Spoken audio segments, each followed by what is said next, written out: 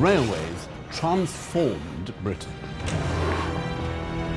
From town to town and city to city, the tracks spread. They changed the way we live forever. But there was a darker side to the advent of the railways. This technological revolution offered new opportunities for the oldest of crimes. In this series, we'll be investigating the most notorious murders ever to take place on the British railways. Stories of the men who killed, of the police who hunted them, and of the victims who were left behind. From the files of Scotland Yard and the railway police, this is the history of blood on the tracks of Britain.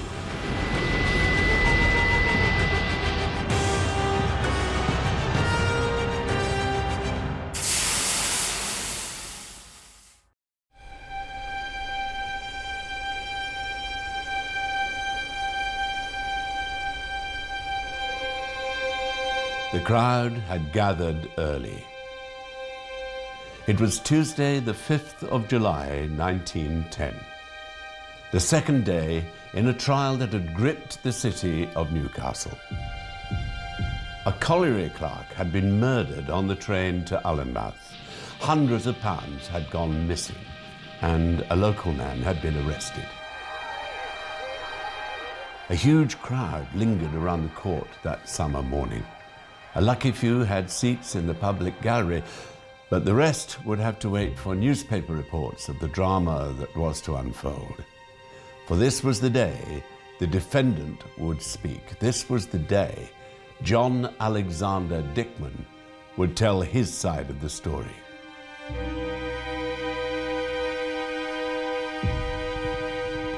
This was only the 6th murder in a railway carriage in the past half century, and it created very much a local sensation. This was the first case of any similar murder in the north of England on a railway train. So it was actually a kind of very shocking thing to have occurred. The physical evidence that the prosecution could present was actually very limited. The other evidence is very largely circumstantial, and that was the great weakness of the prosecution case.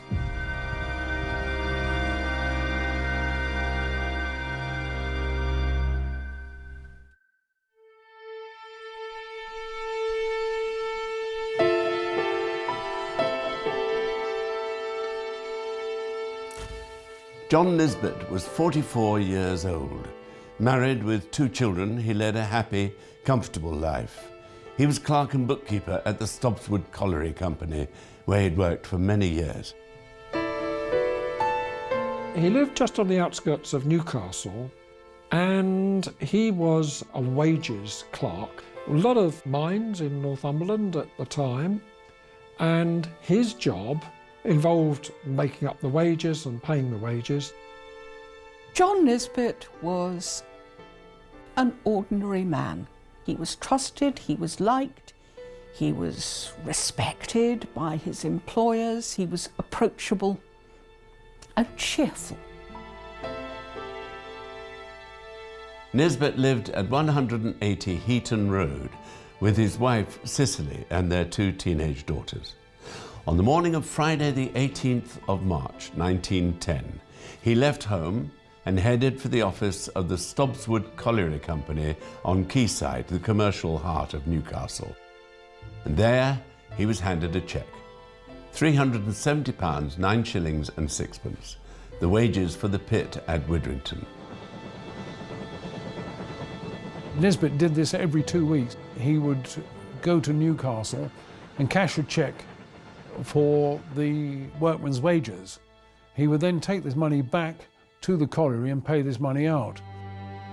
It would be the payroll for the whole of that colliery, probably. By today's standards, you'd think very poor security to just go on your own in a train with that amount of money with you. It was normal for such large amounts to be carried in this apparently informal way. People didn't really think about the risks. Nisbet cashed the cheque at the Lloyds Bank and headed for Newcastle Central Station. Nisbet caught the 10:27 a.m. service to Allenmouth. It was due at Widrington Station just over an hour later. The colliery was a short walk from there. But Nisbet never arrived. At the end of the line, the porter did his usual routine. He went through the train, opened the compartment doors to check if anything was there. The guard saw that the window in one particular carriage was down, went to close it when he saw a stream of blood and a pair of smashed glasses.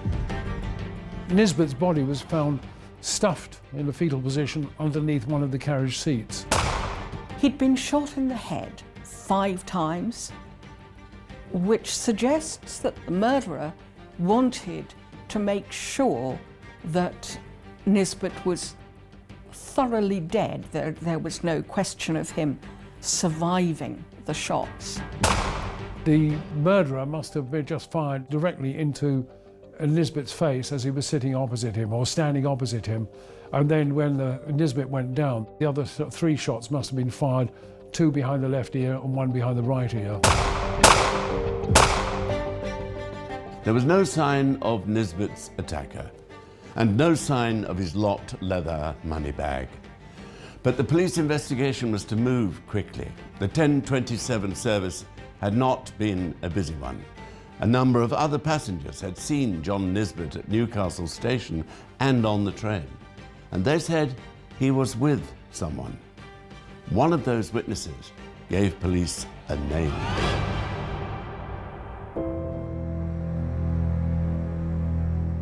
Three days after the murder, Detective Inspector Andrew Tate knocked on the door of number 1 Lily Avenue. John Alexander Dickman had a lot in common with the dead man. Like Nisbet, Dickman was in his mid-40s and had been a Newcastle man his whole life. He too was happily married with 2 children. He'd even worked for a coal mine in the past as well. But whereas Nisbet was steadily employed, the man accused of killing him had a more varied career. John Dickman is an interesting character. He was middle class, middling middle class, but Dickman did not follow the tenets of respectability.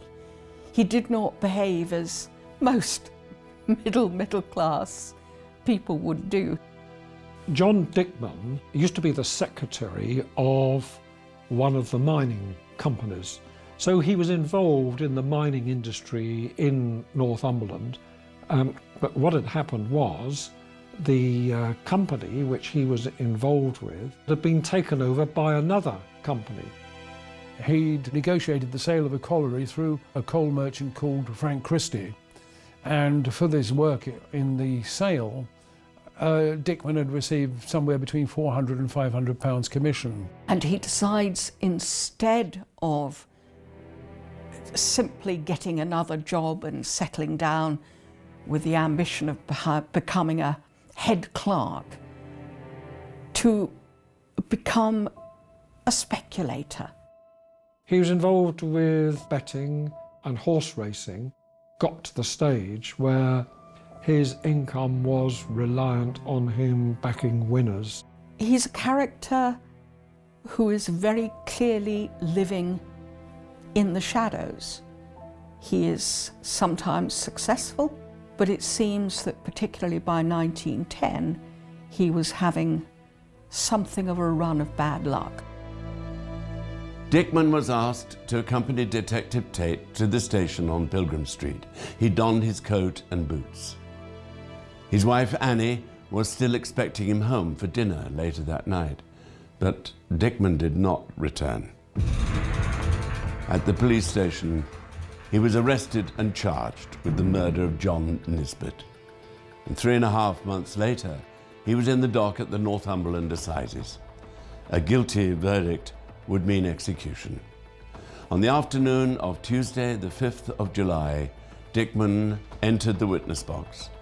He would face 2 hours of questioning, 2 hours that would determine whether he lived or died. Experience the past like never before with History Hit's award-winning original documentaries and ad-free podcasts with our expert historians like Dan Snow, Susanna Lipscomb, Lucy Worsley, Mary Beard, Tristan Hughes and myself, Matt Lewis. Sign up for an exclusive discount using the link in the description and embark on your historical journey from the wonders of ancient Egypt and the life of Anne Boleyn to the rise of Napoleon Bonaparte and the discovery of Shackleton's Endurance. Get history wherever, whenever, exclusively on History Hit.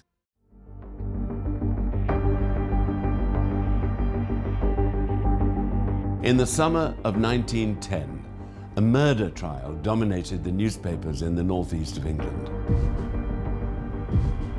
A colliery clerk, John Nisbet, had been brutally murdered on a train. And another Newcastle man, John Alexander Dickman, was accused of the crime. Dickman's fate would be decided in a stuffy courtroom at Newcastle's Moot Hall.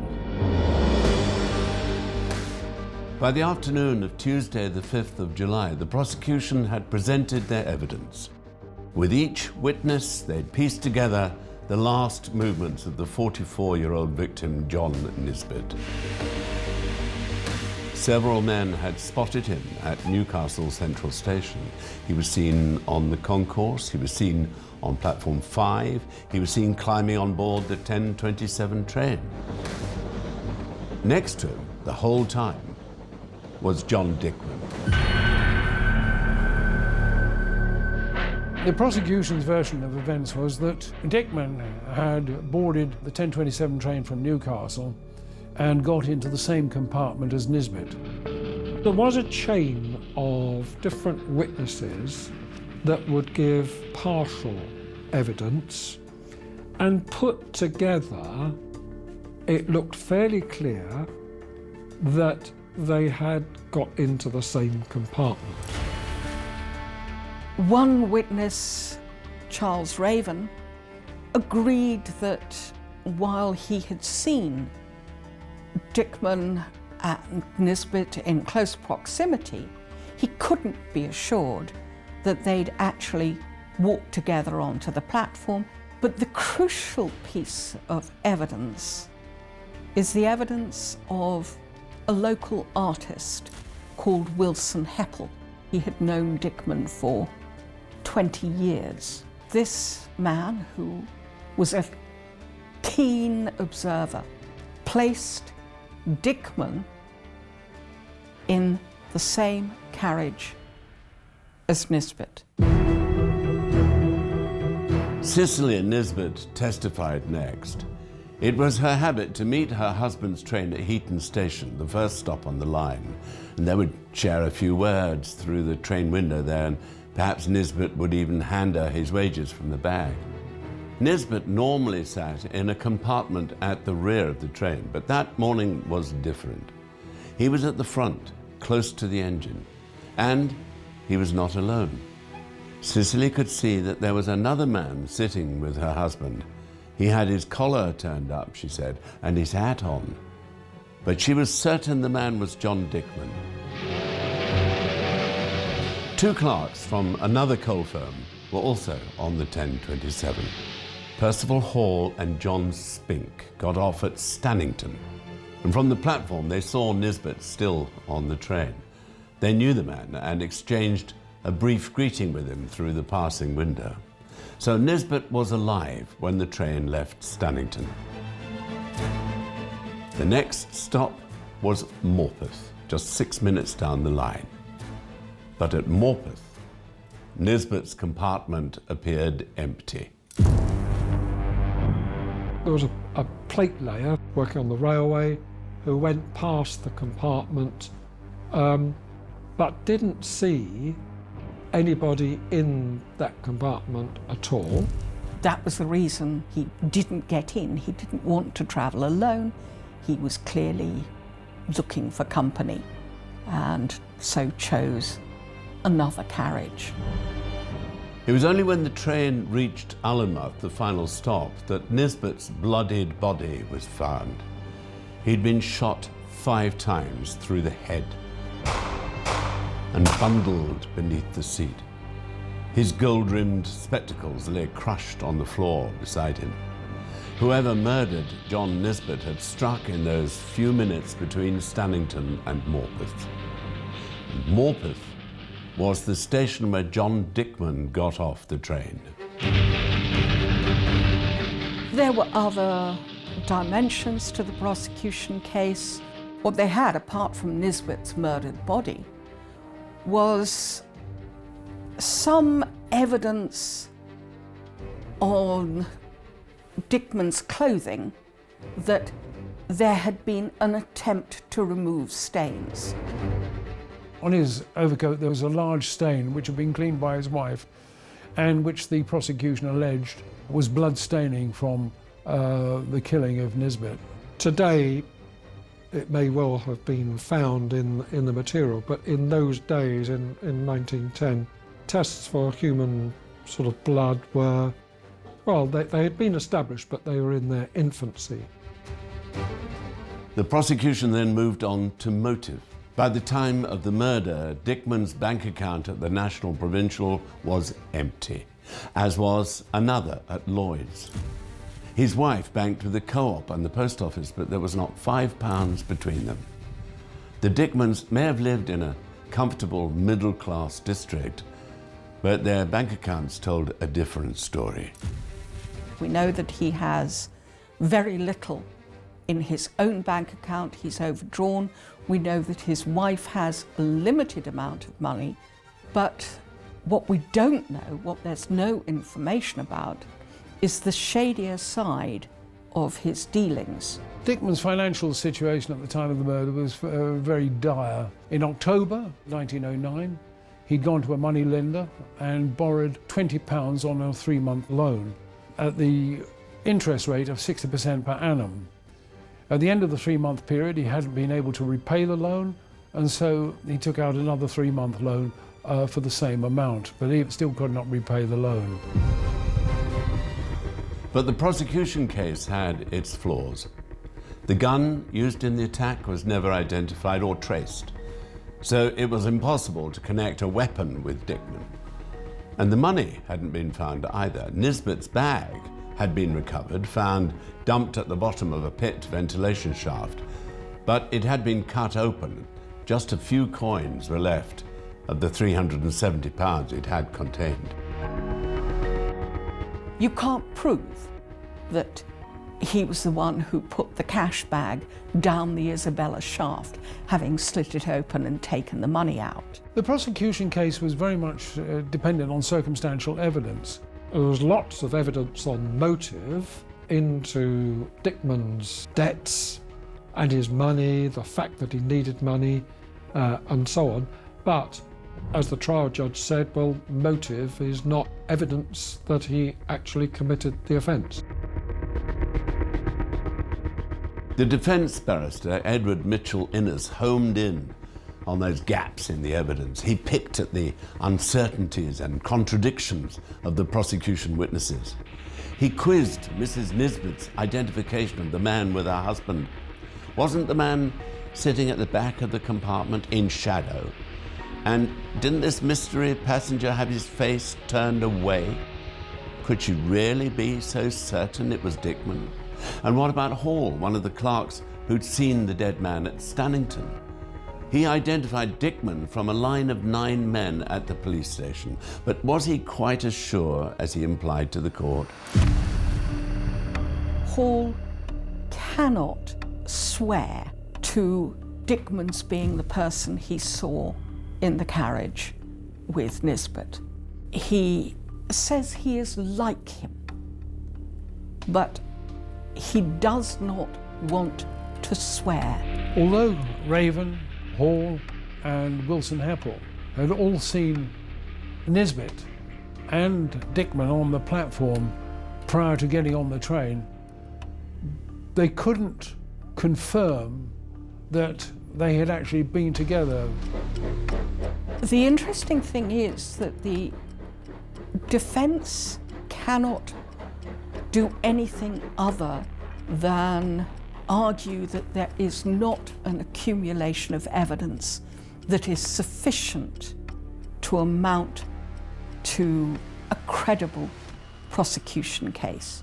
They dare not throw doubt upon the credibility of the prosecution witnesses, because once they do, they open Dickman up to being cross-examined. They do not want Dickman's dodgy dealings, his speculation, his gambling, all the unrespectable things that he's up to come out in any detail.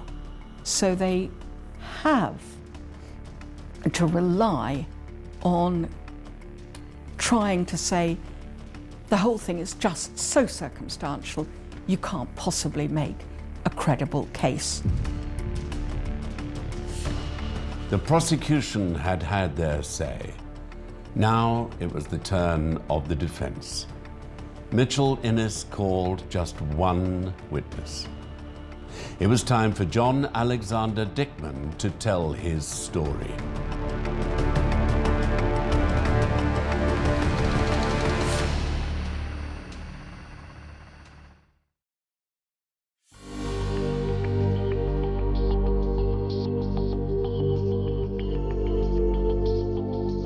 At last, John Alexander Dickman entered the witness box.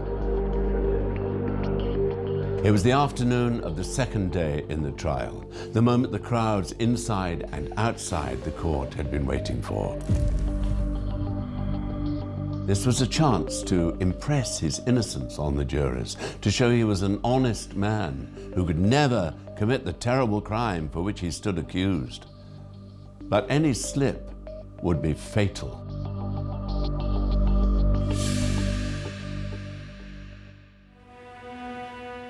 John Dickman's appearance in court would have been impossible just a few years earlier. Defendants had long been barred from giving evidence. They had to rely on their barrister to speak for them.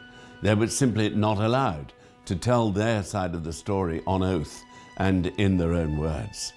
That changed in 1898.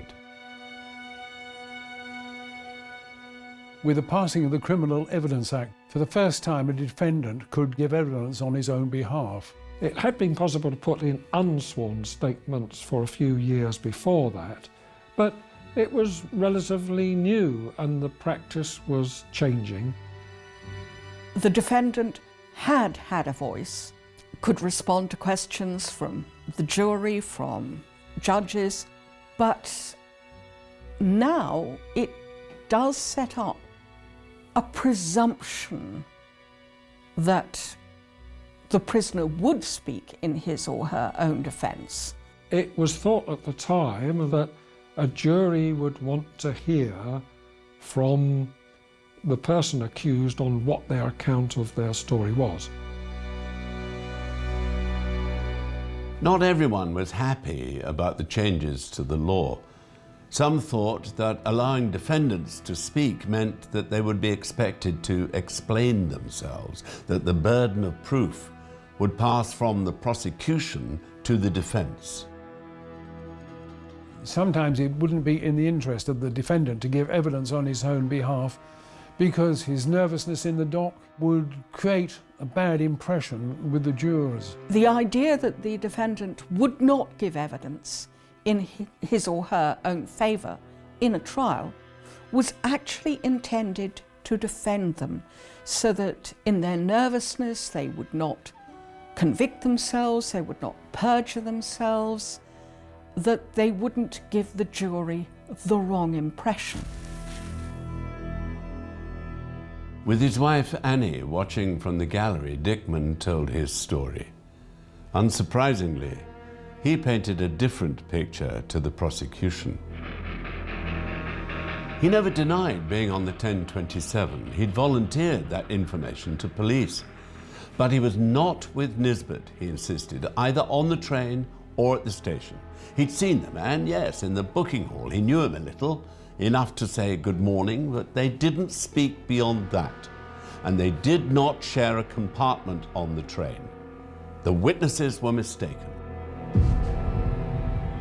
What you have is a man who, by a mixture of chutzpah, charisma, and self-confidence, a huge degree of self-confidence, believed that he could put a credible story forward that would convince people. Dickman, he said, yes, I knew him. I bought my ticket the same time as he did. I was on that train, but after I bought my ticket, I went through the ticket barrier. I went off to the toilet. I was in a different part of the train and I didn't see him. So he admitted that he was on the same train, but denied any involvement in the murder.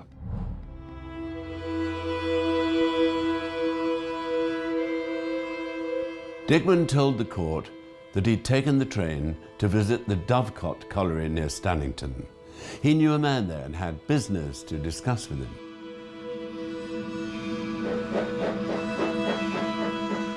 He wanted to go out and talk to William Hogg, with whom he was having some conversation about sinking a new pit. Hogg later denied this in court, said that no such meeting had ever been arranged. He said no, he wasn't due to see me. He didn't come to see me on that day at all. But he had been exactly a fortnight beforehand. So Dickman had actually gone on that train exactly a fortnight before, when the wages were also in transit, as if it was some kind of dress rehearsal. Dickman did not claim that he had an appointment. He just indicated that he thought he would go out. He got on near the back of the 1027 train. Settling himself in the compartment, Dickman opened his newspaper and was so engrossed in reading it that he missed his stop. He got off at Morpeth, paid the excess fare, and set out on foot for the colliery. On the way to Dovecot colliery, Dickman became ill. He complained, feeling very unwell, and lay down in a field for about half an hour. He's overcome with illness, diarrhea, and lies down for about half an hour, he says, on his overcoat before making his way back to the station, where he meets a man whom he knows called Elliot, very clearly the dodgier side of his dealings, before taking a train home. Piece by piece, Dickman rebutted the rest of the prosecution evidence. The incriminating gloves, they were too small. He hadn't worn them since Christmas. The blood on his trousers, that was probably from a nosebleed. And he had never struggled to pay his bills. He was not as hard up as his bank statement suggested. He simply preferred to keep cash in hand. Watching reporters described Dickman as alert, confident, and cool. But the greatest danger was yet to come.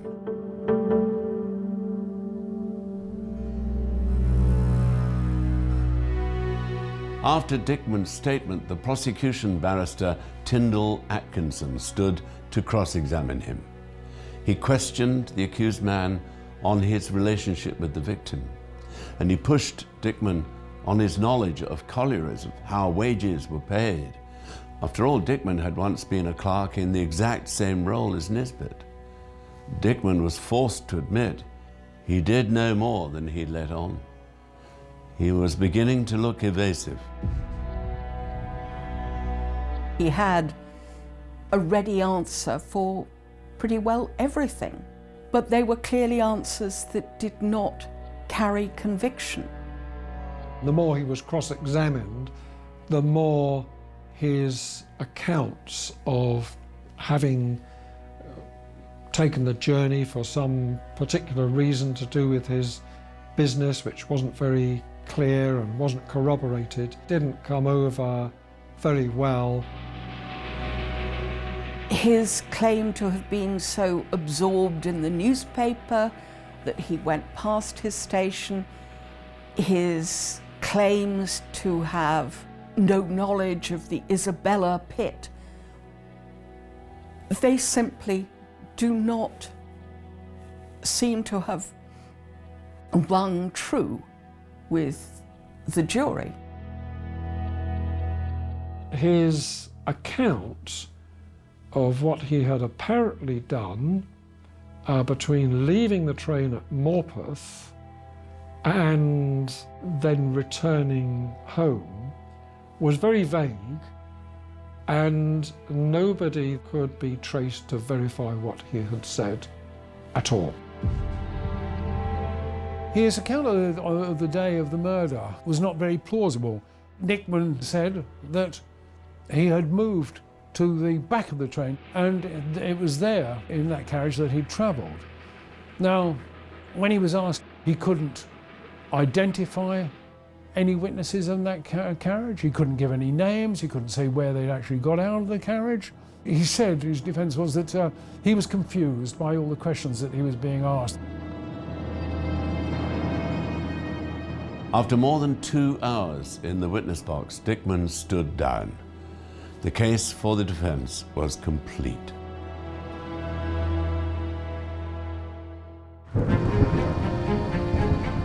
Early in the afternoon of the third day, the jury retired to consider their verdict. Outside, rain fell. The crowds, which had gathered, were chased off by the unseasonably damp and cool weather. But the courtroom at the Moot Hall was no less crowded. After almost 3 hours of deliberation, the jurors filed back into the room. They had made their decision. Dickman was guilty. He was sentenced to death. But all hope for the convicted man was not lost just yet. Dickman still insisted on his innocence, and thanks to the recently established Court of Criminal Appeal, he would have another chance to escape the noose.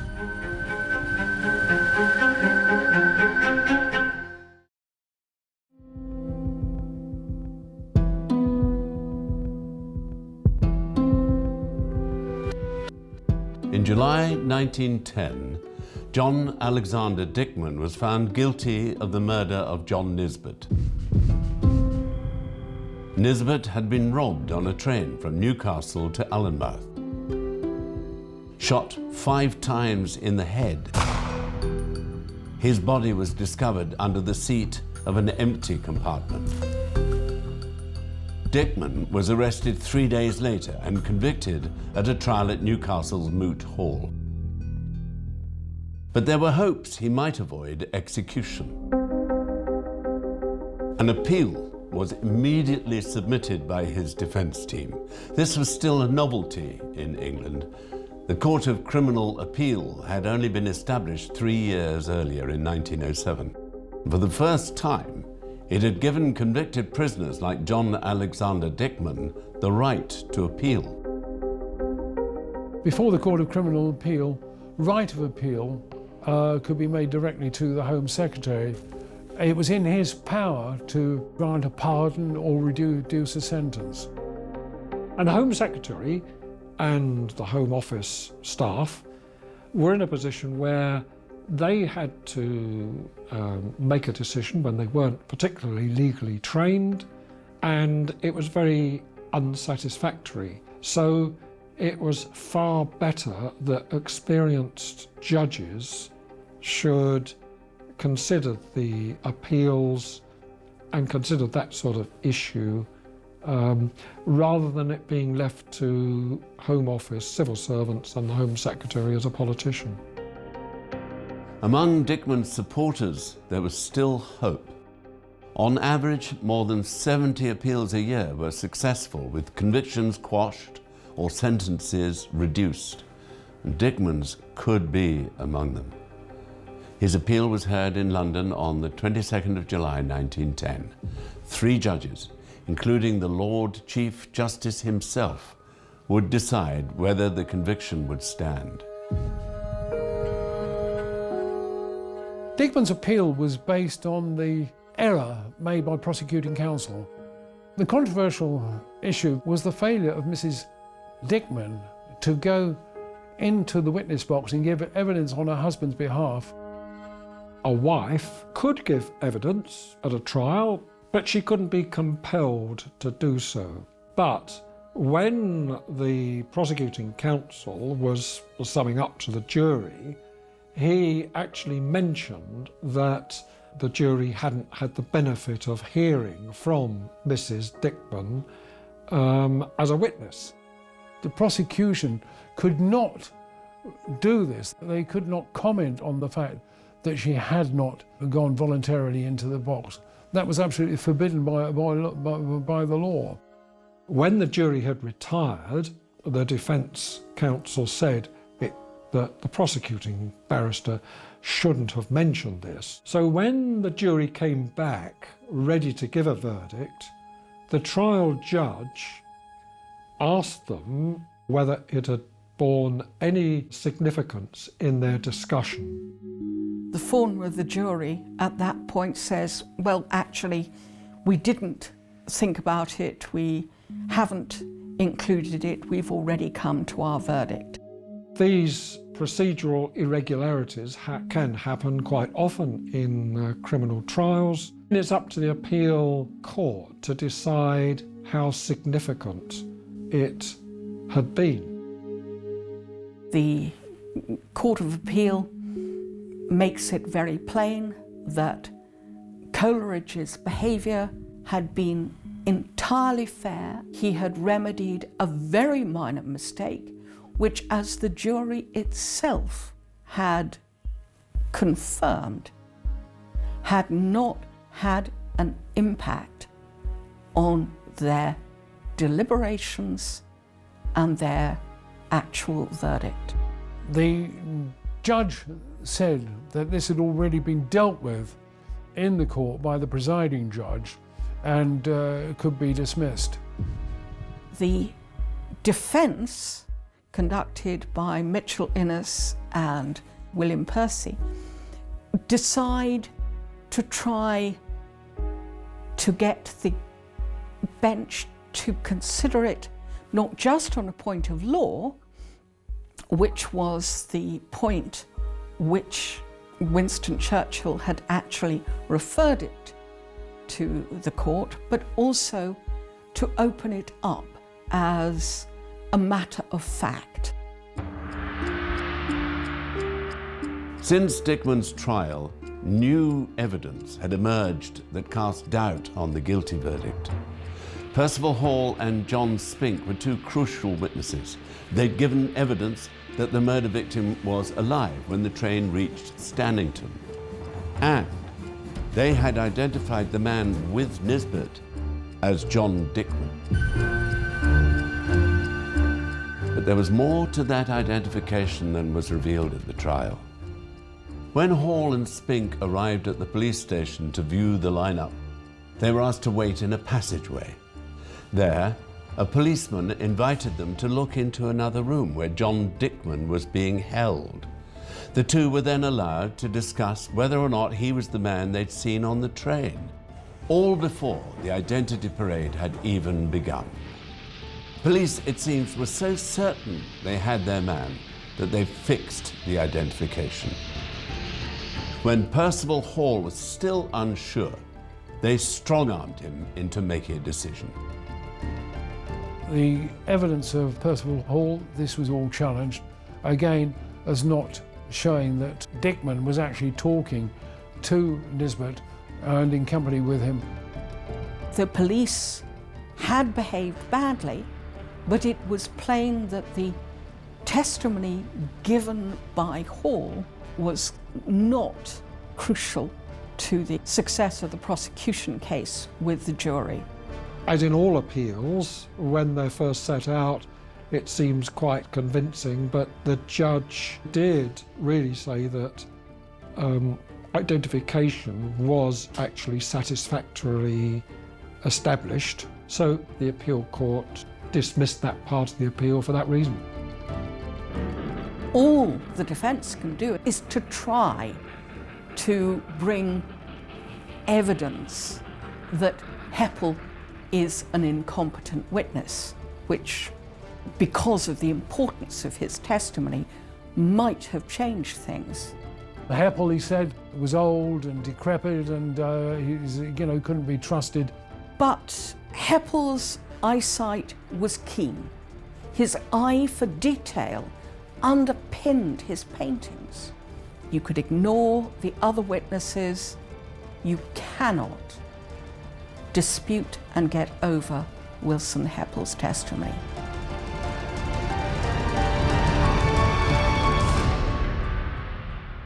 The appeal was rejected.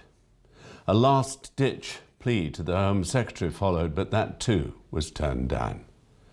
In government, there was much criticism of police conduct in the investigation, but Dickman's execution was given the go-ahead. On Monday, the 8th of August, Annie Dickman and her 2 children visited the condemned man at Newcastle jail. The family was permitted one last half hour together. At the end of the allotted time, Dickman asked to kiss his wife and children goodbye. They wouldn't let him. The family could only wave as the guards took him away. The next morning at 8 o'clock, John Alexander Dickman was hanged.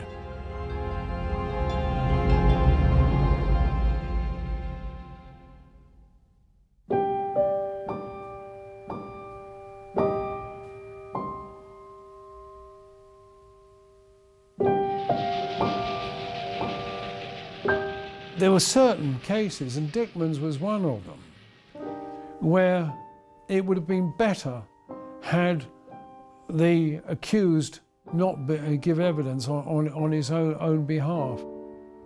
Dickman's story does not go down well with the jury.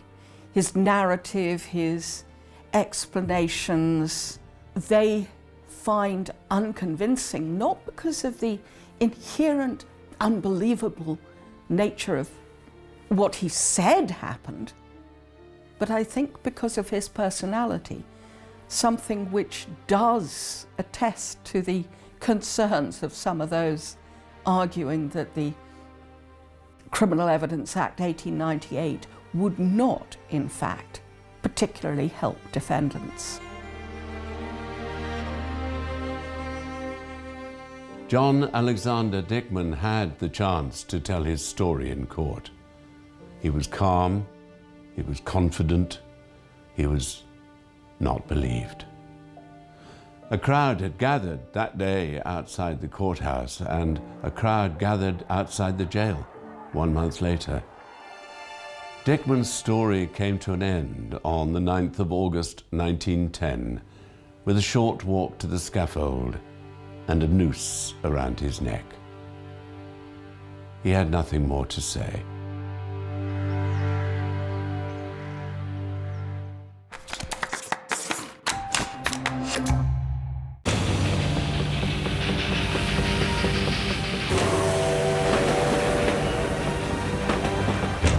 The railways transformed Britain. From town to town and city to city, the tracks spread. They changed the way we live forever. But there was a darker side to the advent of the railways. This technological revolution offered new opportunities for the oldest of crimes. In this series, we'll be investigating the most notorious murders ever to take place on the British railways. Stories of the men who killed, of the police who hunted them, and of the victims who were left behind. From the files of Scotland Yard and the railway police, this is the history of blood on the tracks of Britain.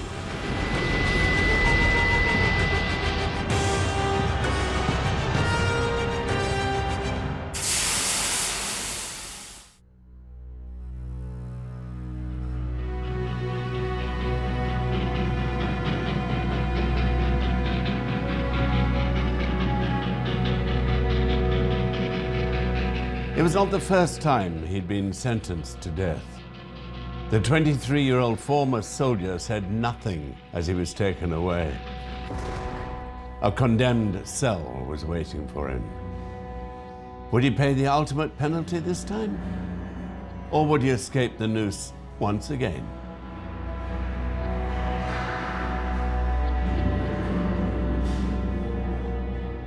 It was a time when the death penalty was being reviewed and was quite contentious, but in this case, people would have said, well, if he had faced punishment for the original crime, then actually he wouldn't have been free to have murdered a few years later. He was given a pardon and his freedom, which allowed him to kill a second time several years later. This is a case where a nice, inoffensive man might not have died if an earlier death sentence had been confirmed.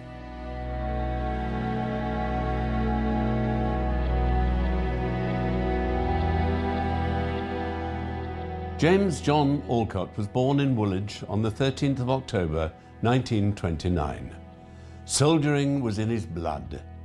His mother, Nellie, was the daughter of a Scots guardsman. His uncle had been in the Coldstream Guards, and his father, Joseph, had served as a private in the Second World War. All his life, Alcott had wanted to follow in their footsteps. But young Jimmy was not an obedient child. His mother described him as having a bit of trouble and in high spirits and that sort of thing when he was young. His father seems to have been somebody who was absent a great deal of the time. He was brought up very much by his mother, who lived in Bexley Heath in South London with 3 other children. Young Jimmy seems to have got up to a fair amount of mischief, to have been a not untypical young tearaway. But as he moves into his early teenage years, he does descend into a greater criminality. Somebody who is considered likely to become a career criminal unless action is taken. When he was 10 years old, he was caught stealing a bicycle. He was stealing money by the time he was 11, and his behavior became so bad that he was sent to an approved school for young people beyond parental control. He was at the institution in Farnborough for 3 years.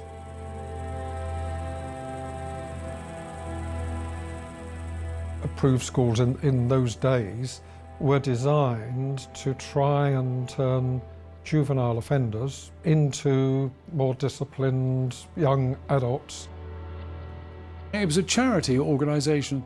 It was designed to help vulnerable young people and their families when they were in times of trouble. For Jimmy Alcott to end up in one of them was a real positive attempt to make him into a useful member of the community. But Alcott never gave up on his dream of becoming a soldier. When he left school, he joined the local cadets. In 1947, he turned 18. He'd grown into a tall and handsome young man. He volunteered for the Grenadier Guards. He was posted to Germany.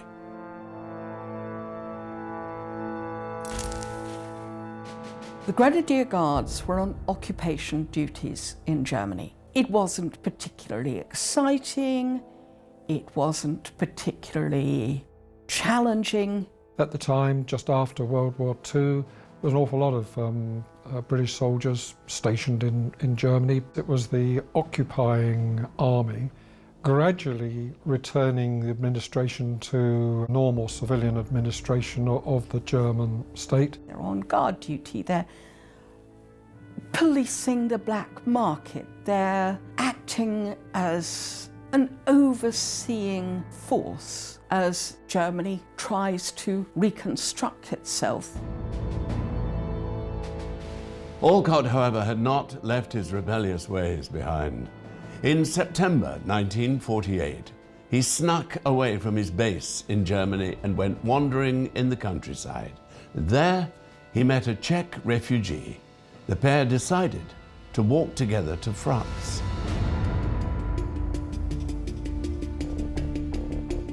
Basically, Jimmy gets bored and decides to abscond. He's fed up with being a regular soldier. He's very clearly fed up with rules, regulations, and being told what to do. Alcott said that he suffered at different times from blackouts, and it was allegedly during one of these blackout periods that he went AWOL, he went absent without leave. They ended up in a small place called Munterbauer near Koblenz, and there was a lodging house or small hotel. In its garage was a motor car. The two men tried to steal it, but there was a night watchman on duty. Peter Helm was his name, and when he went to stop the thieves, they attacked him. They hit and assaulted this night porter, one with a fire extinguisher and one with a whiskey bottle. We don't know what exactly instigated a brutal and fatal attack on the night watchman.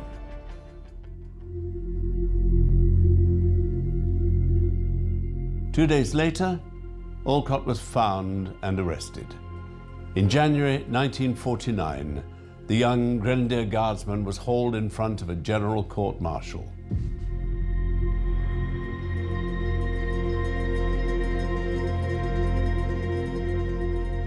A general court-martial is the highest level of court-martial, and it is the only one that has the power to pass a death sentence. The normal court-martial dealt with all ranks in the army and general breaches of military law. A general court-martial dealt with commissioned officers and other ranks who had committed serious offences. Effectively, it was a criminal trial, but within the military system with military law that governed how the proceedings should take place. Alcott insisted he was innocent. The night watchman had offered them coffee, he said, but had then thrown boiling water in their faces. Alcott and his Czech friend had fought back in self-defense. He was not believed. Alcott was found guilty of murder and sentenced to death. But as the 19-year-old waited in a cell in Germany, his story took an extraordinary turn. Alcott's parents, Nellie and Joseph, didn't know about their son's arrest or his conviction. They'd received no official notification, and it was only when an army chaplain wrote to Mrs. Alcott that the truth came out.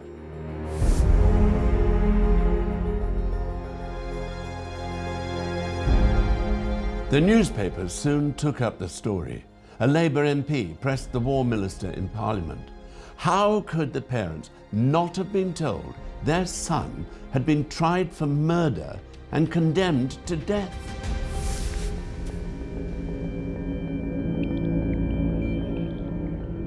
Jimmy's family are shown in the newspapers as a family that is shocked by the sentence passed on their son. So it's a human interest story. There is a subtext in there that A, he'd killed a foreigner, and B, that the attack had also involved another foreigner. So there's something of a hint reading between the lines of perhaps it was the foreigners who really did the fighting.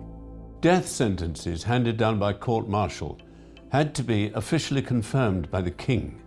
But for Jimmy Alcott, the confirmation was delayed and delayed. Then, early in April 1949, a dispatch rider pulled up outside the home of Nellie Alcott. He was carrying a letter from the War Office. At first, Mrs. Olcott was too frightened to open it. When she finally worked up the courage to read the letter, she burst into tears. Her son's death sentence had been quashed. Jimmy was coming home.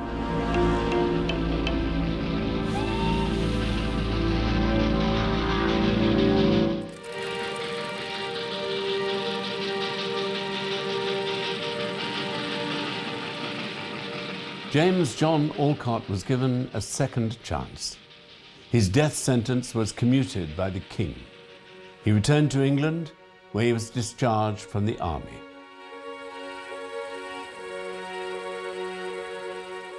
The royal prerogative of mercy does not overturn the conviction. That still stands.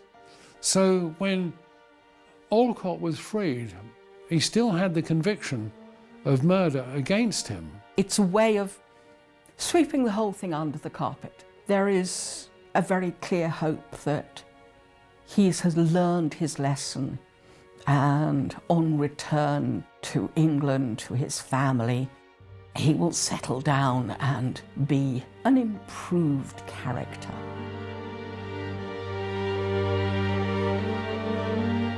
Still just 19 years old, he began to build a new life for himself.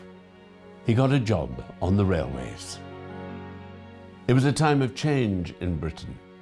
The post-war Labour government had embarked on a massive programme of nationalisation and reform. There was a brand new system of social security. The National Health Service had been founded, and strict controls were introduced on what could be built and where. The reforms touched almost every aspect of life in Britain, and the railways were no exception. Originally, of course, they've been set up by individual private companies with their own routes. Gradually, these had sort of amalgamated together. But during the war, they'd had to coordinate an awful lot more because of the war effort. And in 1947, they were nationalised as one national rail system under the British Transport Commission. In 1947, the plans were introduced for the nationalisation of the railways. In 1948, nationalisation did take place, and there was this unification of all the companies into this one major unit.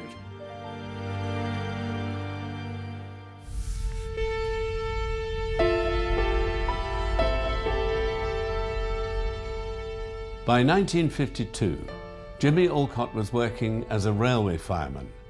He was based at the Hither Green depot in southeast London. He'd married a French woman, and the couple lived in her grandmother's flat on Eltham Palace Road.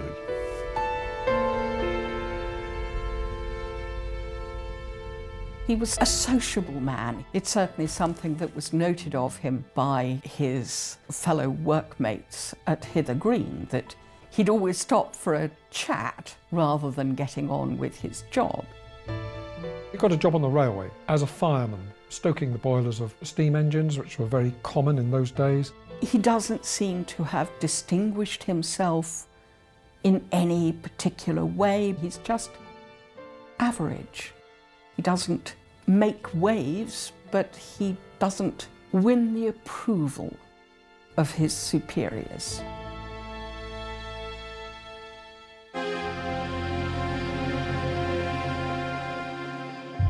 Monday the 18th of August was the first day of his annual leave. Olcott and his wife were planning to go to France. He went to the depot to collect his £16 holiday pay. But before he headed home to join his wife, there was one more thing he needed to do. He travelled to Aldershot. There he spent 15 shillings on a sheath knife. Then he made his way to the nearby village of Ash Vale.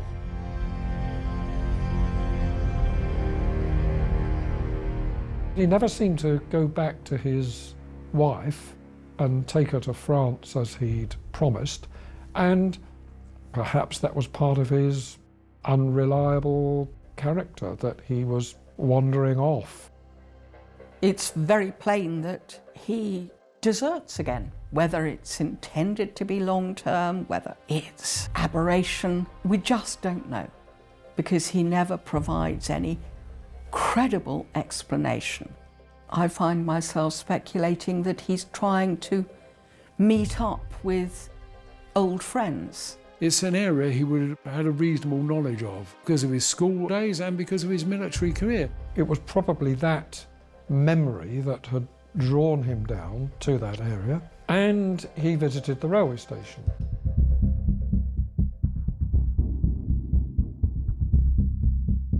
Ash Vale stood on the line from Alton to London Waterloo. It was not a busy station most of the time, but at weekends it thronged with soldiers on leave from the nearby army base. In hours, it could sell hundreds of pounds worth of tickets. That money was Jimmy Alcott's target. He planned his robbery carefully. At first, he just watched. Ash Vale station was spread over 3 stories. Passengers entered at street level, they bought their tickets on the first floor, then climbed the stairs to the platforms and waiting rooms at the top. From 6 in the morning to 8 o'clock at night, at least 2 porters and a booking clerk were on duty. Every evening at 7:45, the clerk in the booking office drew down the shutters. Tickets and date stamps were handed to the senior porter. After that time, passengers had to buy their tickets on the platform.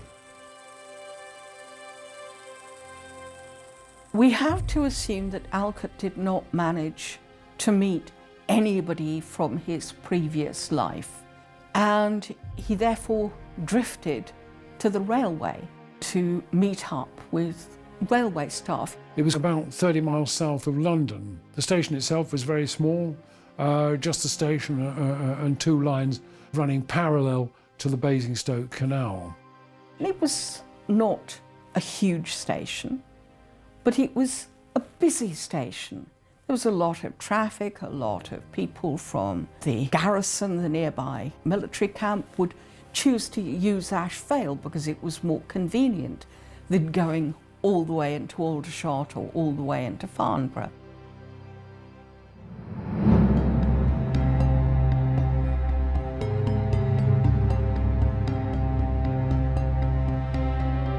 On Thursday, the 21st of August, Alcott returned once again to Ash Vale station.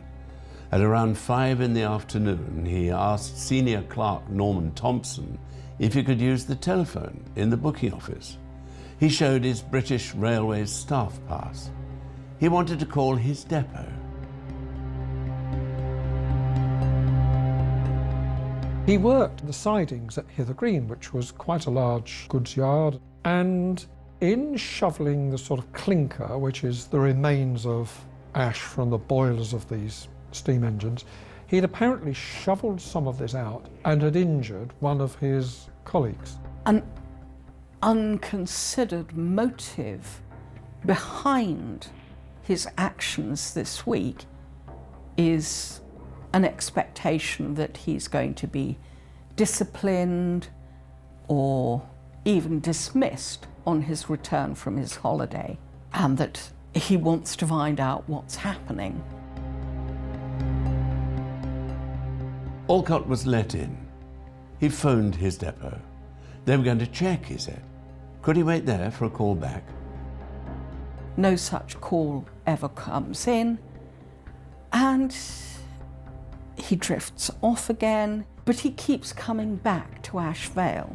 Alcott was hanging around the station. There's no other way to describe it. He was there all the time. In retrospect, it does seem that he was actually examining the normal working practices of the railway staff on that railway station to see what the pattern was when the booking office would close and so on. There was no attempt to conceal an identity, which is surprising in view of what he was planning.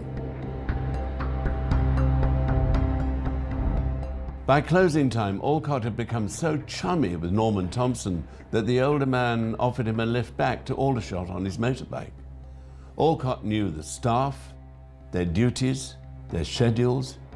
He knew where the money was kept and how he could access it, and he had the knife. Everything was ready. The next day was Friday. It would be one of Ashvale's busiest days of the week. The perfect day for a robbery.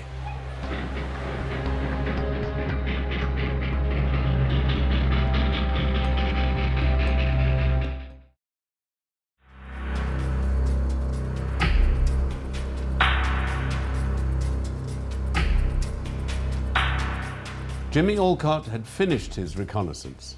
It was time to put his plan into action. On Friday, the 22nd of August, 1952, he returned once more to Ashvale Station. At 6:30 in the evening, he again asked to use the station telephone. He then got chatting with the booking clerk on duty in the tiny gas-lit office. The clerk's name was Geoffrey Charles Dean. Like Alcott, the 27-year-old was an ex-soldier. He'd served with the paratroop regiment in Norway during the war.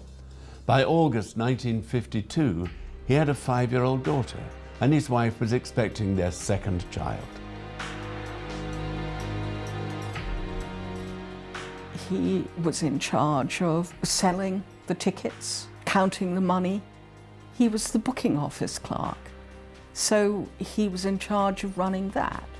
He'd had this job for about 15 months or so, so he'd probably joined the railway as a booking clerk after he'd been demobbed after the war. He is someone who had served with respectability, if not huge distinction. During the war, he had been a dutiful member of the armed forces, and he was very proud of that service. His role at the station was that of sort of a wages clerk, and to see to the tickets and to tot up the cash at the end of each working day. He settles down to work for the railway, marries, and becomes a much liked, a much respected member of the local community. He gets involved with local things like football, and he's not in any way an intemperate man. He's a dutiful and dedicated employee, and he was liked. Everybody liked this unassuming, inoffensive man.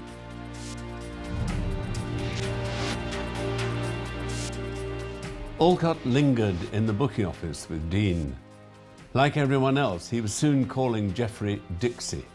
The nickname was inevitable. Dixie Dean was not only a world-famous footballer, he'd also worked on the railways as a boy.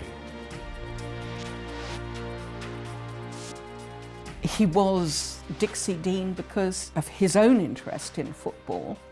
And of course, these were the days when Dixie Dean, the great footballer, was still very much remembered and with huge affection.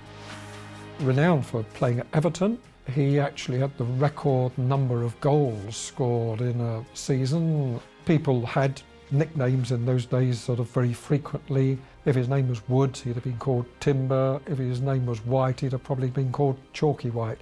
So he was known by his nickname of Dixie Dean.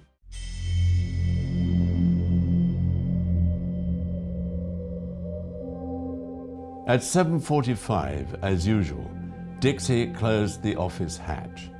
He handed the tickets over to the senior porter on duty. He told him he'd be staying a little late to work on his accounts. A change in the fares was coming and he wanted to be ready.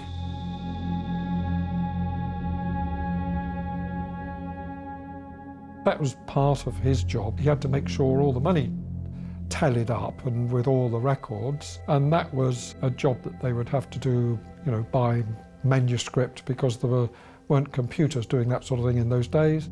The last thing the porter saw as he moved away from the office was Alcott sitting in the office talking to Dean.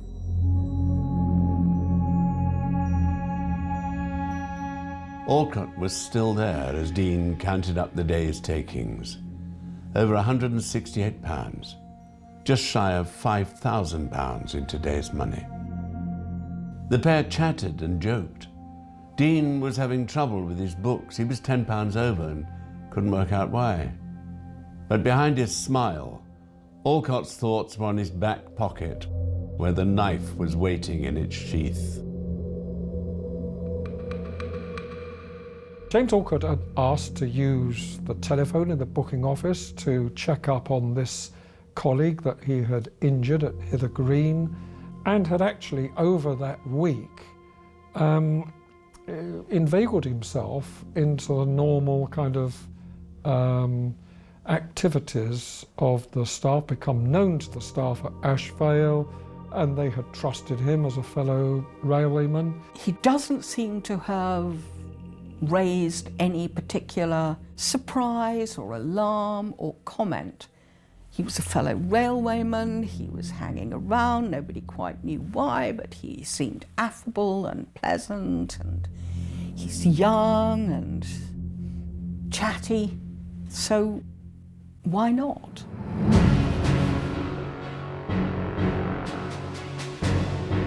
At 8:45 that evening, Army Corporal Kenneth Vincent arrived at Ashvale Station. He climbed the steps to the first floor and went to the booking office to buy a ticket. The wooden shutter was down, but he could hear people inside, muffled voices, a scuffling sound. He rapped on the sill with the coin, but nobody came to the hatch. Then he saw the notice. After 8 p.m, passengers must buy tickets upstairs. The corporal left. He didn't know it, but just inches away on the other side of the hatch, Geoffrey Dean was fighting for his life. Alcott's attack had been sudden and vicious. He plunged his knife into the back of Dean's neck, but the booking clerk had fought back. He'd screamed for help, kicking and punching at Alcott. In the cramped space of the booking office, the two former soldiers had wrestled desperately over the knife. It seems that he was very largely taken by surprise. One can only speculate that Alcott took him off guard, that he had absolutely no suspicion of Alcott having any sinister intent in spending time with him. Dean was stabbed in the face, the chest, the abdomen. He must have been stabbed continually long after he'd been unable to resist. So it was very clearly a vicious, sustained and brutal attack.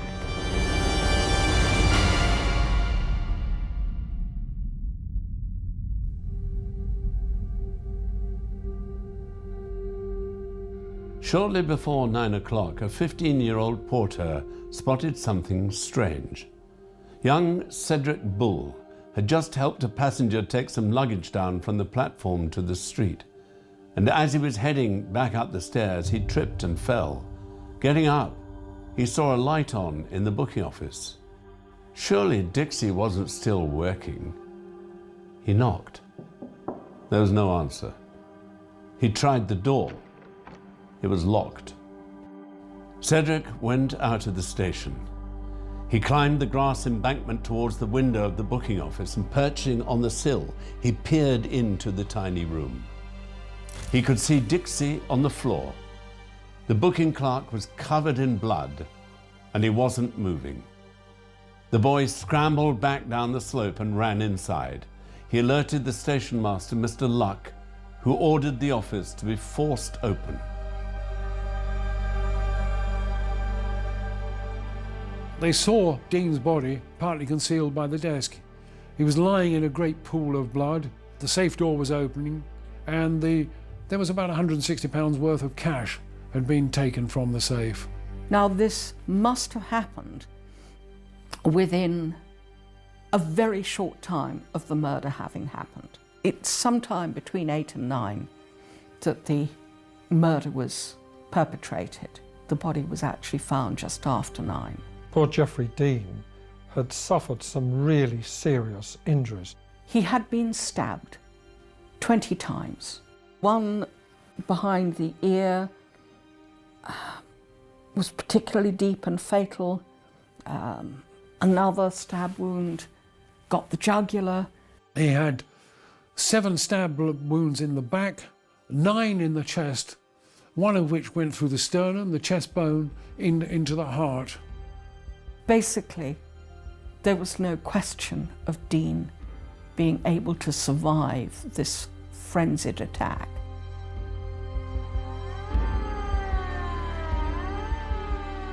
Police were quickly alerted, but there could be no doubt as to who had committed this terrible crime.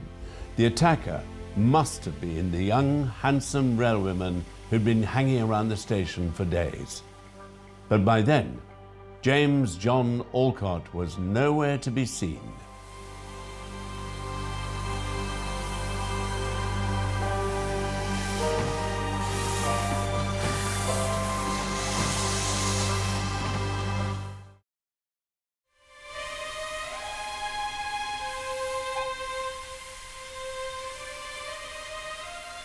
Police arrived at Ashvale Station within an hour of the murder. The booking office was photographed. Then the body of Clerk Geoffrey Dean was removed to Farnham Mortuary.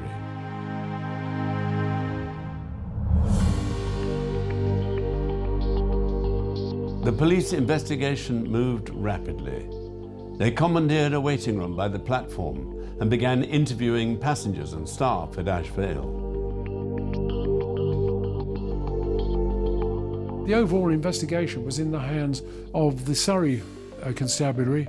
They were assisted by their local Hampshire Constabulary, and they in turn were assisted by the British Transport Police. The railway police undertook all the railway connected inquiries, and the Surrey police took over the other inquiries round Aldershot and so on. The inquiries soon led to the suspicion about James Alcott, and he was an unusual character, if not downright suspicious. He'd been hanging around, so it was natural the police should want to trace him.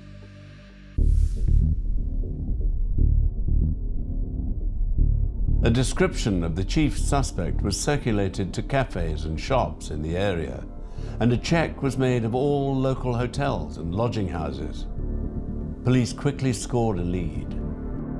There was a bed and breakfast in Aldershot at number 10 Victoria Road. A young man had checked in there late the previous night. The owner, Mrs. Edith Dagger, confirmed to a police constable that her new guest matched the description of the wanted man. In the front bedroom on the first floor, the constable found a blood-stained navy blue jacket. In the pocket were 2 10-shilling notes and a passport in the name of James John Alcott.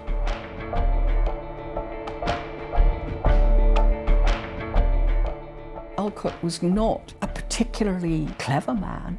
I don't even know whether he'd actually intended to kill Dean, and that quite literally he was bewildered. He did not know what to do. James Alcott was a strange character, and probably had been a strange character ever since he was a boy. It seems, looking at his youthful behaviour, that he had no idea of what the logical consequences of some of his actions would be. He doesn't return home, he doesn't hide, he just makes it easy for the police to find him. And I think that is explicable only by saying that, quite literally, he himself did not know what to do and where to go. After his savage attack on Geoffrey Dean, Alcott had moved quickly. A Mac had been hanging on the back of the door, and Alcott grabbed it, pulled it over his blood-stained clothes. Emptying the safe, he'd stuffed the money and his knife into his pockets and hurried away from the station. At a stream nearby, he'd washed the blood from his hands. Then he'd caught a number 44 bus from North Camp back to Aldershot and gone to the pub.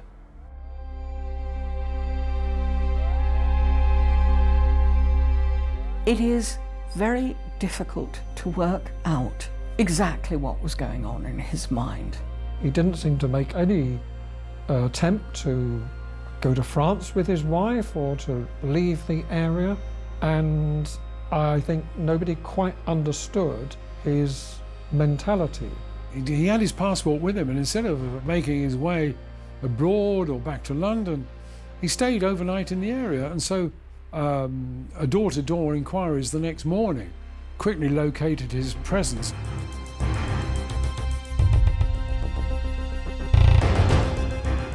The next day, as police closed in, Alcott went shopping. He bought a new jacket, some grey flannel trousers and a pair of shoes. He wrapped his old trousers in paper and dumped them on waste ground near Ordnance Road in Aldershot. But when he returned to his lodgings at 11:15 that night, the police were waiting for him.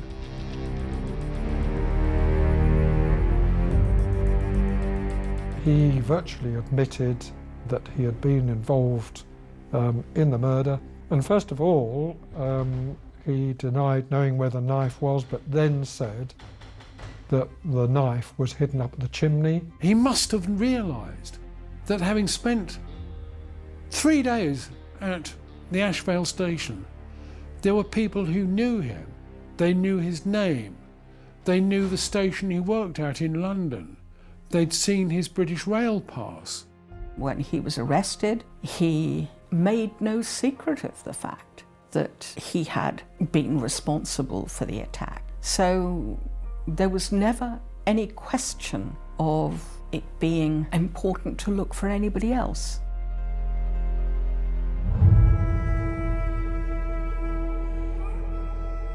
Alcott's trial at the Surrey Assizes began on the 18th of November 1952. No witnesses were called for the defence. Alcott's barrister tried to plead insanity. Why else would the killer make such a poor attempt to conceal his crime? The only defence that was possible was that Alcott was not sane at the time, that he had suffered a fit of temporary insanity. With the murder of Peter Helm, he said that he'd had these periodic blackouts, and at his trial he again referred to these periodic blackouts. He'd said that he'd suffered one at the time of the murder, and in fact he didn't even know why he was at Aldershot, but he'd also admitted the killing. He told the police on at the time of his arrest that he had done the killing, so it was a cast-iron case against him.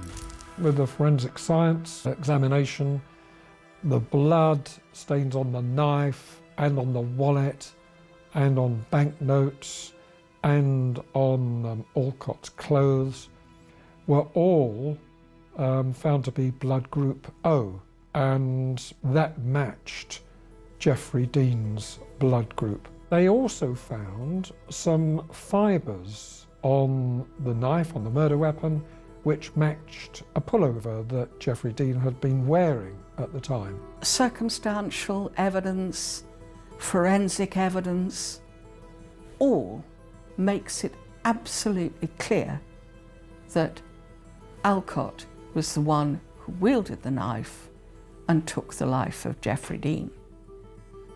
No question of it.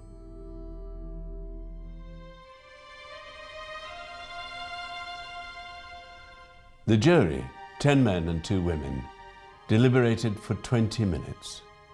Then they returned with their verdict. Alcott was guilty. The judge, Mr. Justice Finnemore, sentenced the 23-year-old to death.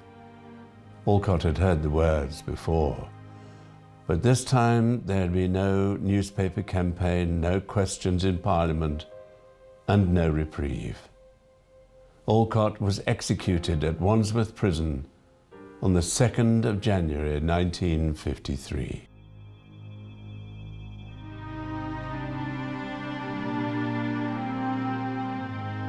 The local papers, though they acknowledge that he had previously been sentenced to death and been reprieved, there's no sign of any major popular outcry, which I have to admit I find surprising.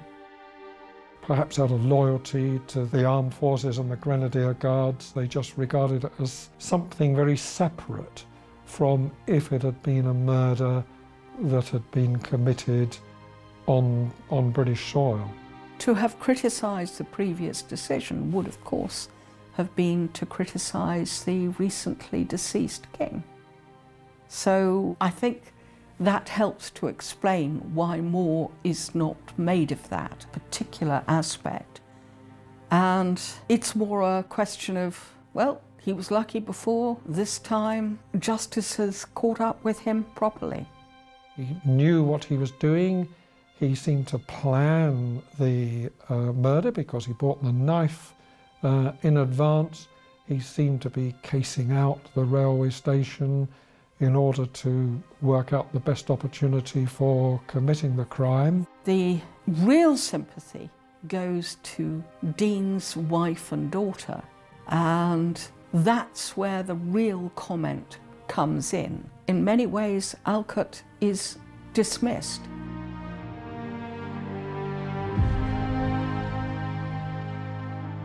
Alcott's victim, Geoffrey Dean, was laid to rest on the 29th of August 1952. The cemetery by St. Peter's Church in Ash was just a short distance from the railway. As 27-year-old Dean's coffin was lowered into the earth, amid the tears of family and friends, a passing train slowed to a mournful pace.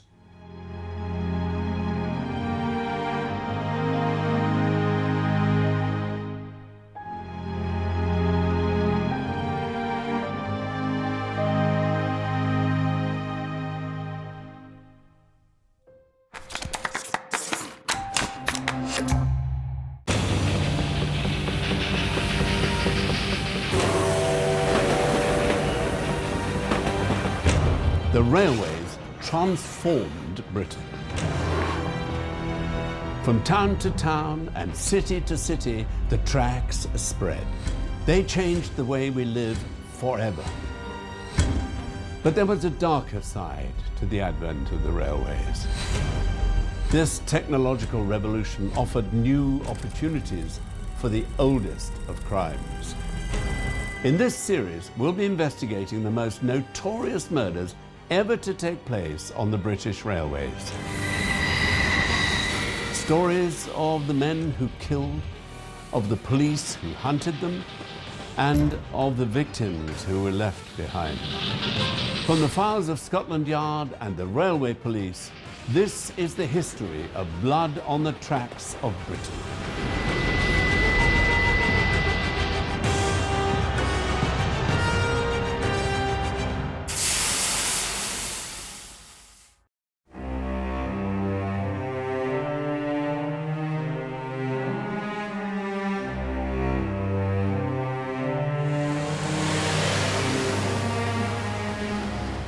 The 24th of May, 1957. It was Friday night, almost 10:30. At London's Gloucester Road tube station, 32-year-old ticket collector Emmanuel Akinyemi was on duty in the lift. He had just taken 2 passengers down to the Piccadilly line and was about to return to the station above, when there was a knock. Emmanuel opened the lift door. It was an elderly woman wearing a white coat and a red hat. She was tall and silver-haired, and she was gasping for help. "Bandit, bandit," the old woman cried. "I've been knifed." This was bizarre, it was unusual. Her attacker had obviously got some professional skills. At the time, there was no one on the platform. There were no witnesses to the deed. It shows just how rare murder on the underground actually is. The impact it had at the time was huge. It was a great unsolved mystery of the London Underground.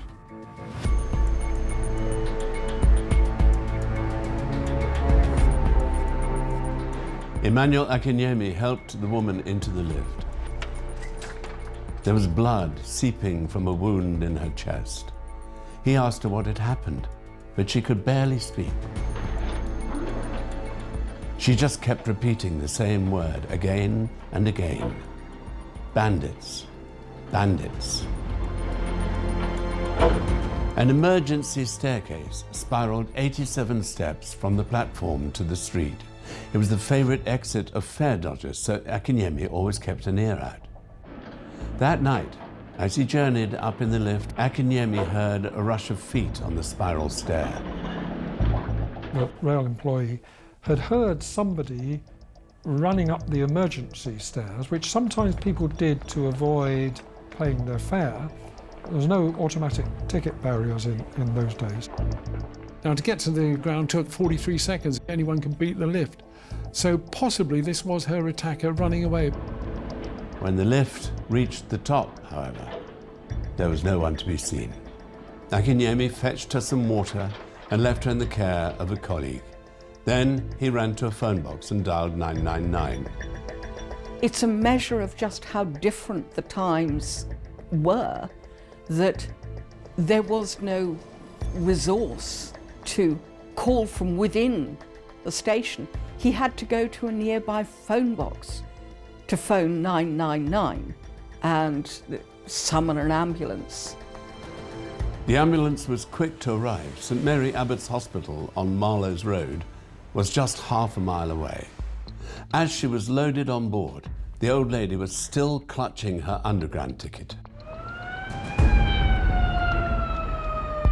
She was stabbed 5 times, apparently 4 times in the stomach and once in the back, piercing the heart. There were no defensive injuries, which suggests that she had no time to ward off her attacker. I suspect that her murderer came up behind her, stabbed her in the back, and when she didn't go down, she turned around, and that's when he continued his attack. The woman's injuries, however, were too severe. Soon after arriving at the hospital, she died. Her last words had been to a police constable who had accompanied her in the ambulance. "I was on the platform, I was stabbed." But the words had choked in her mouth and she'd said no more. Nobody knew the woman's name or anything else about her. The only clue to her identity was found at the hospital. On her forearm was tattooed a number, 44747. The number on her arm would have told the investigators that she had been a prisoner of the German concentration camps during the Second World War.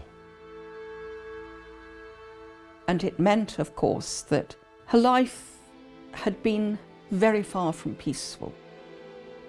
She had clearly been in a concentration camp in the past, and she was rapidly identified. Number 44747 was, in fact, Teresa Łubienska. She was a 73-year-old Polish countess. She lived on Cornwall Gardens, just a short walk from Gloucester Road Tube Station. The Countess was well known in London's Polish community. She was widely admired, not only for her heroic exploits during the war, but also for her community work in the years since. The Polish community was deeply saddened. She was a major figure. So Countess was admired and had a good reputation amongst the Polish people in London because of her unstinting hard work on their behalf. There was a tremendous outpouring of grief. She was loved, she was regarded as a treasure, she was highly respected, and people just could not understand the reason for this brutal attack and her death. Nobody had seen the attack on the Countess. There was no sign of the murder weapon. And even exactly where Teresa had been assaulted was a mystery. Was it on the platform or on the train? The only blood evidence was by the lift, where Teresa had found ticket collector Emmanuel Akinyemi. Those were long before the days of CCTV or any kind of recording devices on platforms, on trains and things like that. No direct witnesses, no forensic evidence. no CCTV images. Even in modern times, this murder might have got unresolved. The motive for the murder is very unclear. Was it a robbery that went wrong, or was the Countess Łubienska a victim of something that had happened in her past? As police began to investigate, they quickly realized that Teresa Łubienska was a woman with a remarkable story. A woman whose death was as mysterious as her life had been extraordinary.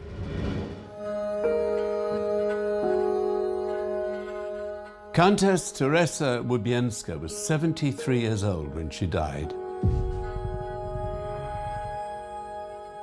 Hers had been a life of privilege, tragedy, and great bravery.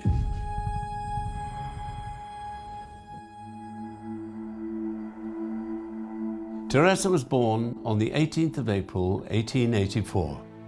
Her family was an old aristocratic one, and she married into another. She became the Countess Łubienska.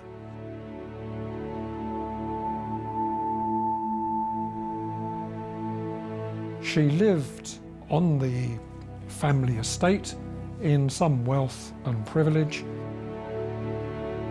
The family she married into was one of the leading noble families in Poland.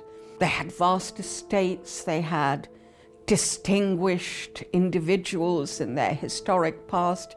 They had a very proud Polish heritage.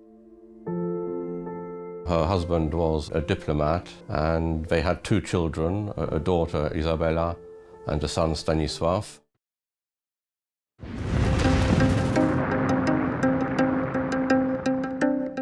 But the violent upheavals of the 20th century would soon engulf Teresa's life. In 1918, the Bolsheviks seized the family estate. Teresa's husband was stabbed to death. The Łubienski estates were in the eastern part of what was beforehand of the Polish Commonwealth, so in lands which were part of the Russian partition. And when the Bolshevik revolution broke out, these territories were engulfed by the revolution. Teresa was widowed with two children, her estates largely lost, but they were very far from penniless. She moved to Warsaw and lived in a flat, obviously in far less wealthy conditions than she had been when she was first married. The end of the First World War had redrawn the political map of Europe. Poland became a free, sovereign nation for the first time in more than 120 years.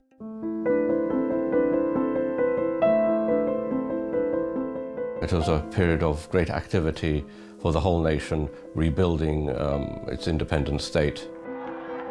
There was huge rejoicing, and quite a lot of Polish families actually travelled back to help support and develop this new, old, independent country. And Teresa Łubienska was very much part of that. She was a very talented person who could not sit at home twiddling her thumbs or just being happy doing the knitting. She herself was a very creative person. She published several poems. She was an interior designer, and she was the co-owner of a small film production company. In time, her son joined the military. He became an officer in the Polish cavalry. He'd be on the front line when the independence of his nation was threatened once again.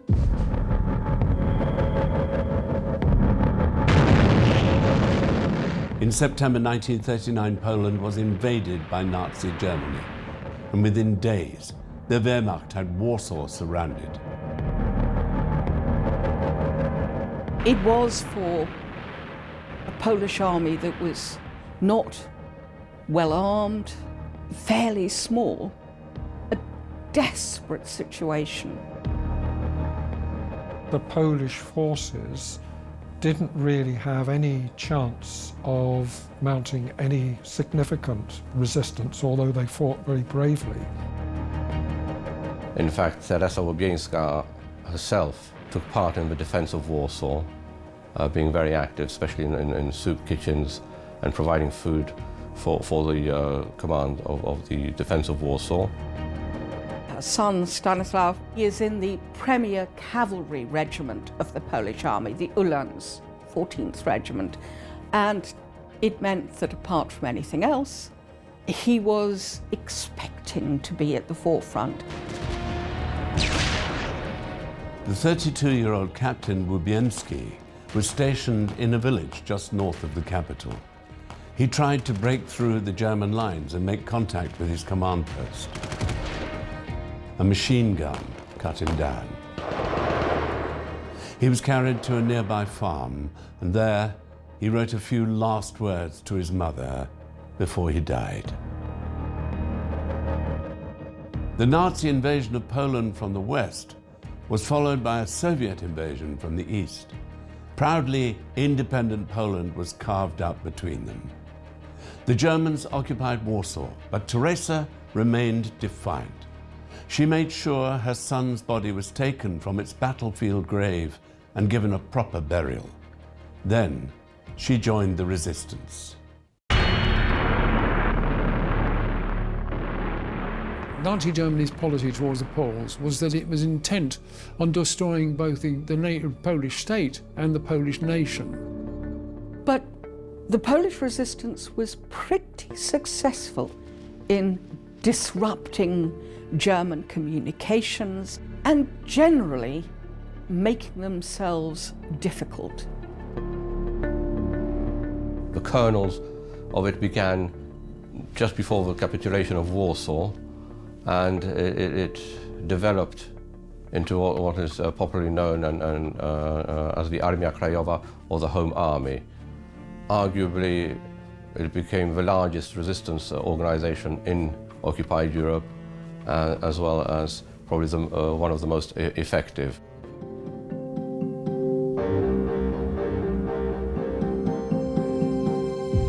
Stefan Witkowski was an eccentric and charismatic engineer. He founded the Musketeers, a network of resistance cells scattered across Poland. At the heart of the Warsaw cell was Teresa Łubieńska. The 55-year-old widow lived on Saviour Square in the city centre. Her apartment there became known as Salvation. This is a woman of guts, of passionate commitment to Poland and to the Polish people. You can't be as deeply involved as she was with all the various elements of the Polish resistance without putting yourself in enormous danger. If she was arrested, then she faced torture, interrogation, imprisonment, and probably death. The work of the underground resistance in Poland was very, very dangerous. There was always the risk of betrayal by informers or collaborators. The Gestapo were hunting down any opposition to Nazi rule. Spies and informants were everywhere. And there were divisions in the resistance itself.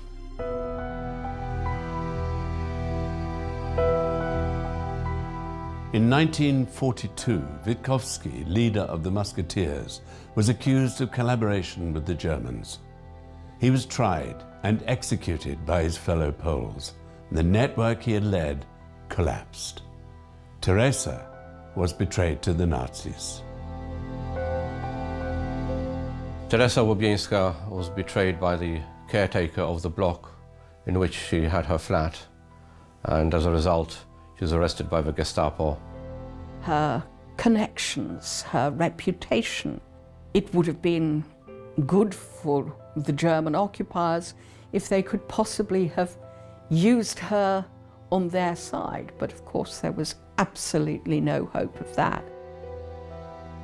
She was taken to Pawiak prison for interrogation. It was an old jail in the heart of Warsaw. When the Nazis occupied Poland, it became a Gestapo prison. Over the course of the war, more than 100,000 prisoners were detained there. Almost half never came out. But not the Countess. After 6 months in Pawiak, she was transferred out of the prison. She was sent to Auschwitz.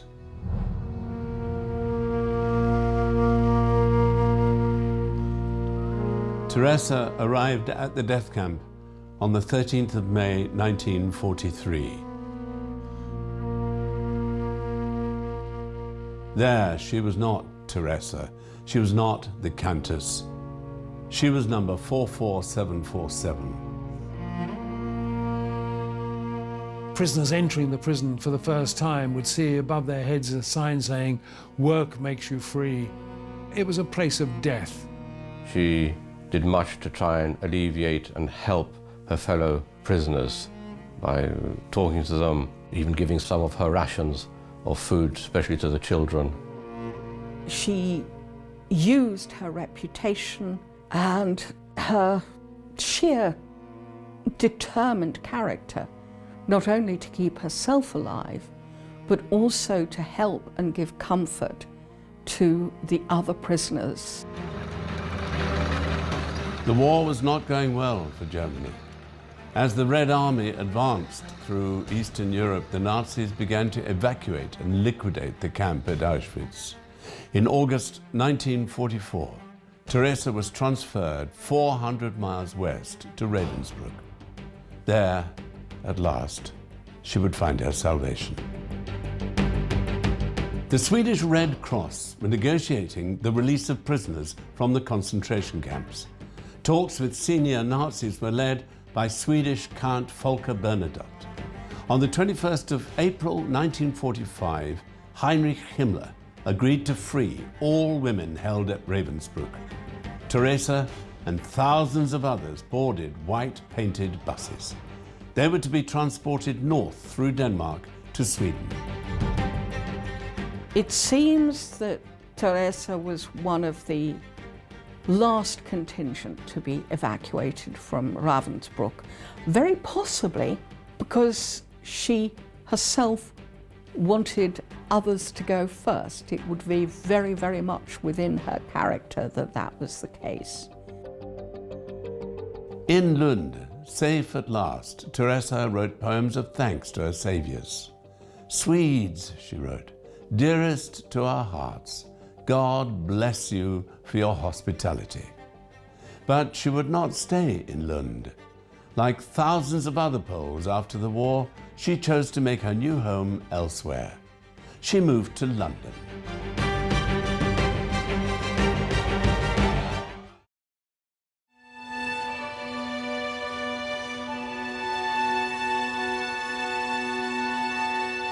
After moving to London, the Countess lived in a single furnished room and survived on national assistance.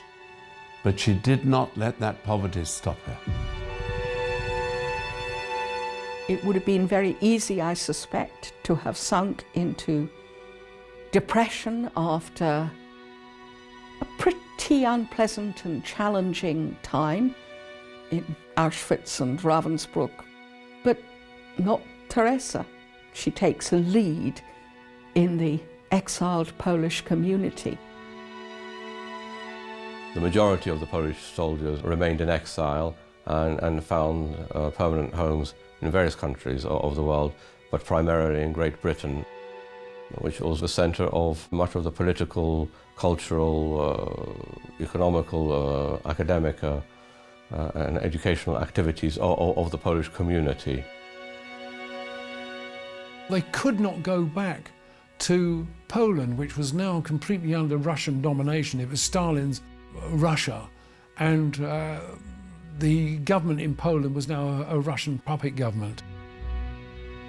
Teresa was not interested in going back to Poland after the war because the Soviet takeover of Poland represented to her the death of the Polish culture, Polish nationalism, the Polish heritage that she treasured.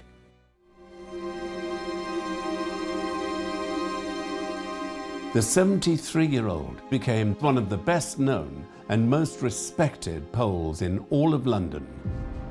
Her life was committee meetings one day and association dinners the next. She founded the Polish Association of Former Political Prisoners, and she spent her time organising, lobbying and trying to get compensation for her fellow Polish people. She was particularly concerned about the lack of recognition of the fate of Polish concentration camp prisoners here in Britain. Various prisoners of different nationalities received compensation or were in the process of receiving compensation, but the Poles who were living outside of Poland received nothing. And it was her life's mission to rectify this. This was a woman with a considerable amount of energy, tenacity and determination. She had guts. She didn't give up. The 24th of May, 1957. It was the name day of Maria Tchaikovsky, and she was throwing a party. 30 friends joined her to celebrate. Among them was Countess Teresa Łubienska. The name day party was in Ealing in West London. After eating and drinking and toasting the health of all present, the Countess decided it was time to head home. She left the party at around 9:30. She was joined by her friend, 50-year-old priest Kazimierz Kryżanowski. Together they walked to Ealing Common Tube Station. There they caught an eastbound Piccadilly line train. Father Kryżanowski was an assistant in the Polish parish in Brompton Oratory, but also a personal friend and the vice chairman of the association of which Teresa Łubienska was chairwoman. Because it was after 10 at night, there were relatively few people on the train. There was nothing out of the ordinary, there was nothing particularly alarming. At Earl's Court, Father Kryżanowski got off. He wished his friend good night, and the doors closed, and the train carried the Countess off into the tunnel. The next stop was Gloucester Road.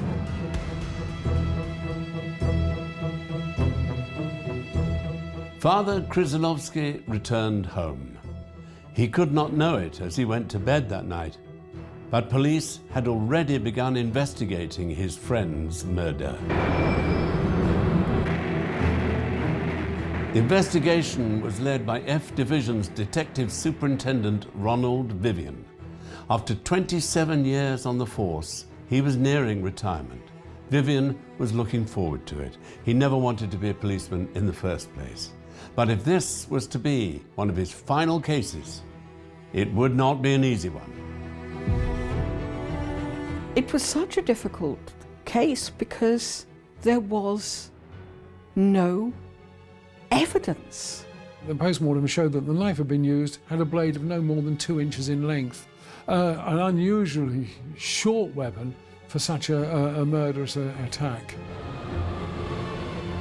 So the police knew that she had been stabbed.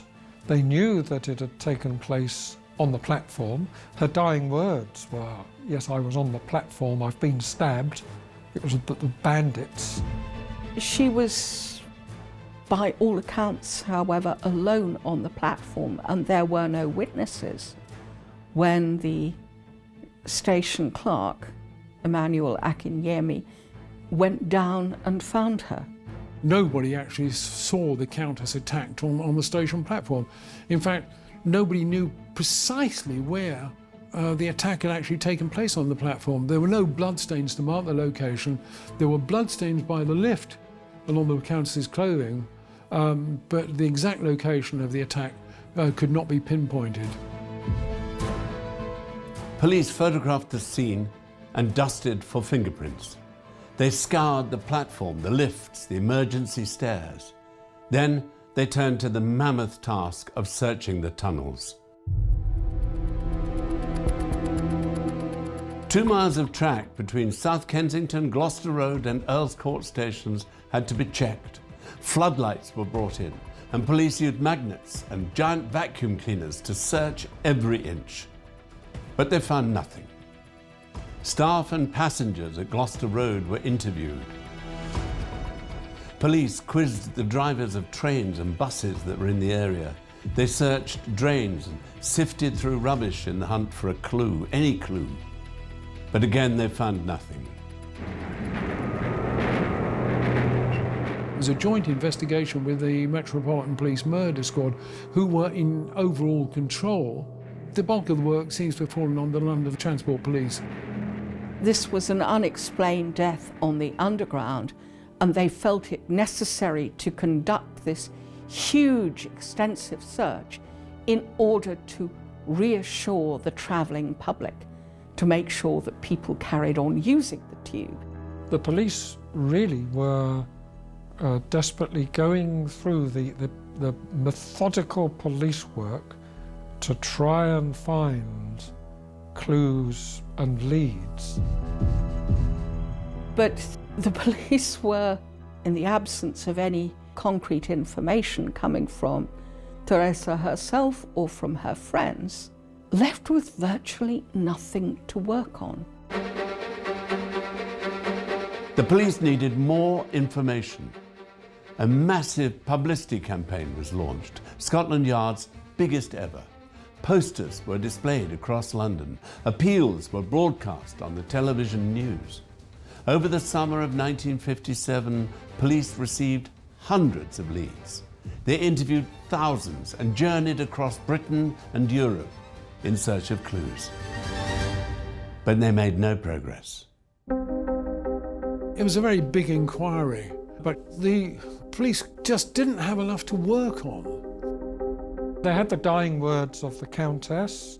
They had the evidence of the Underground employee operating the lift who saw her. They had his evidence that somebody had run up the emergency stairs at about the same time. And then, despite all the searches and the interviews, they didn't find anybody else who had actually given them that crucial lead that murder inquiries so often need. Between them, the British Transport Police and the Metropolitan Police conducted over 18,000 interviews, trying to track down somebody who might have seen something suspicious, somebody who could be persuaded to acknowledge some kind of involvement. And time after time after time, they drew a blank. The murder of Teresa shocked London's Polish community. The murder made no sense to them. They couldn't believe this woman had any enemies. Who would have wanted to kill her? Detectives in the Kensington headquarters puzzled over the same question. Was the murder of Teresa Łubienska the work of a maniac, a robbery gone wrong, or was it an assassination?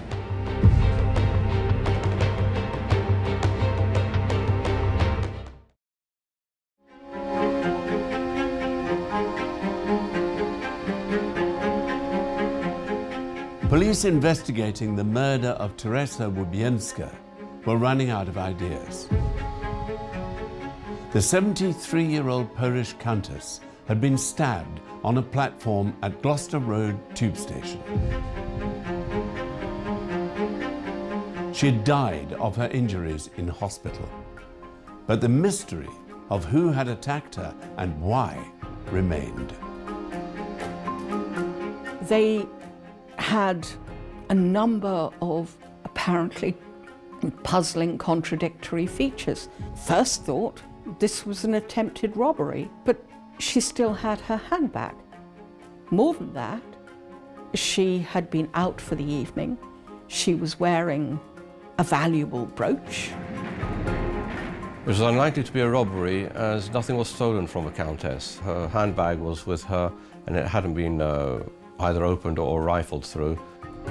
There was no sign of any panicked attempt to grab, so the police dismiss robbery. She seems to have been taken completely unaware by her attacker, who got close enough to stab her 3 times in the chest with a 2-inch bladed knife, 2 of the blows going into the heart and killing her. Murder seems to have been her attacker's intention. It wasn't robbery. The tiny bedsit where Teresa had lived was searched. Scores of papers were carried away. The Countess could speak 4 languages, and there were letters and documents in English, German, French and Polish. She had contacts with former concentration camp inmates around the world. Might a clue be somewhere there? Could she have known a secret that someone would kill to protect? There was grounds, certainly, for suspecting that this could have been an ordered political hit. Teresa is often put down as a social activist, and she was, but there was a very strong political dimension to that social activism. She had apparently told friends that she had felt under threat in the previous week or 2 beforehand, and had in fact gone to the police station to report that she'd had some threatening phone calls and letters. After all the experiences she had, she was going to be too shrewd not to recognise she was being followed.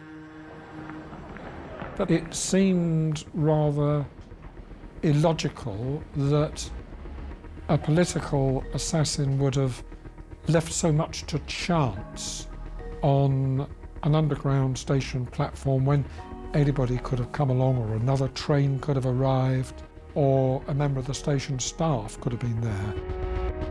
So far as the police were concerned, it seemed unprofessional. Why not a gun? Why not poison? And if a knife, why not a knife actually designed for the purpose of killing? Police had ruled out a robbery, and they could find no political motive for her murder. It was not an assassination.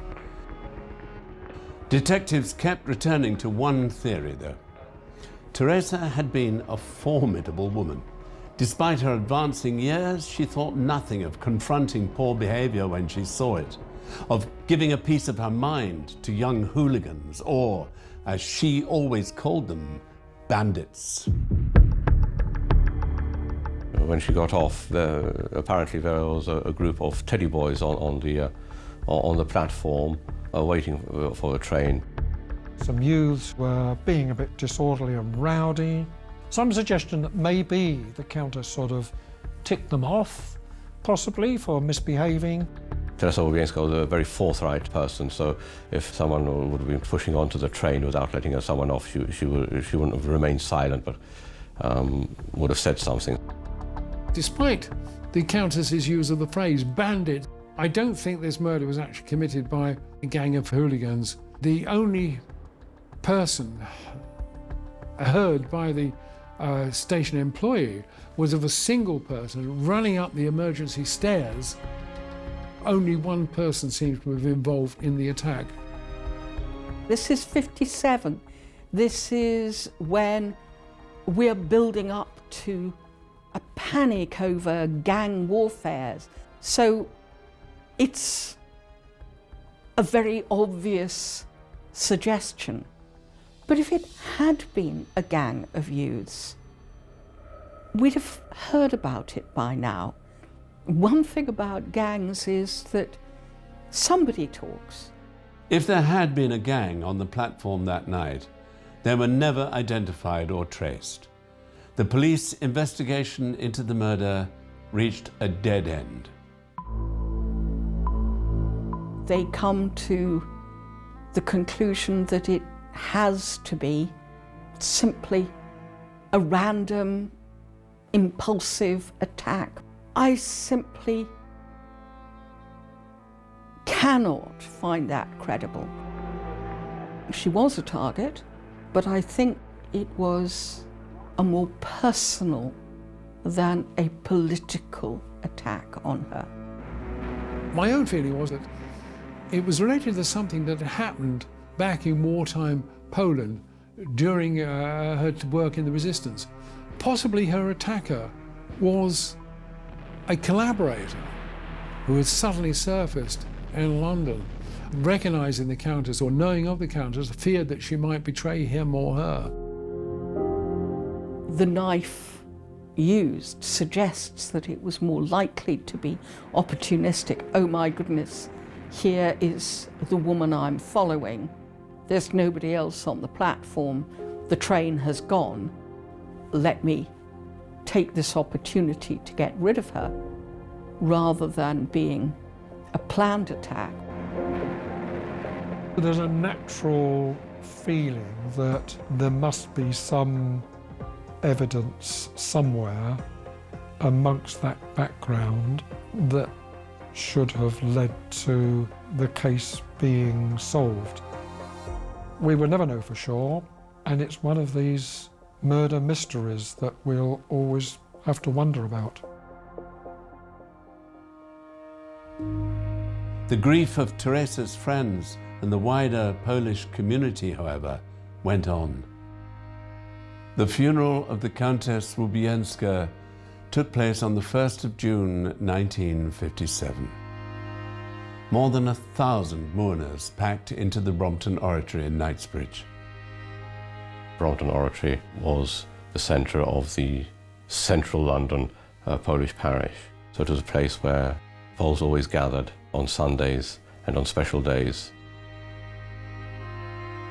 There were representatives, not just from the Polish community in this country, but also members of the Polish resistance, representatives from the various groups turn up to pay respect, pay their tributes to her.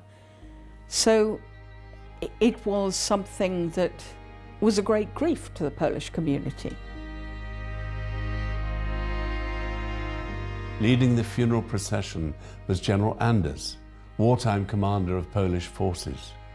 After him came comrades from the resistance, those who had suffered with the Countess in Auschwitz and Ravensbrück, and those who'd known her kindness and determination in London.